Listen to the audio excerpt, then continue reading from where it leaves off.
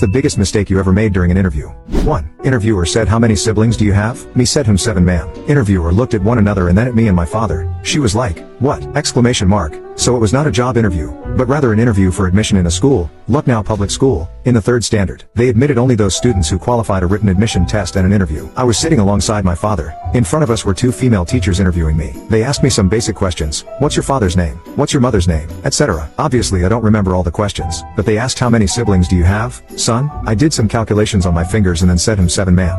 Both of them smiled and looked at me and my father. Then my father explained her that I have one elder brother, who studied in the same school, and rest of all, 5 were my cousins. At that time I didn't know the difference between cousins and siblings. I always loved my cousins and didn't consider them like cousins but rather real brothers and sisters. 2. That dreaded question. It sinks so many candidates. Interviewers watch IQs drop as unprepared candidates flounder for the right answer. What's your biggest weakness? They either play it too safe and humble brag, "I work way too hard," or they drop the ball completely, "I lack attention to detail." Can you hear that? It is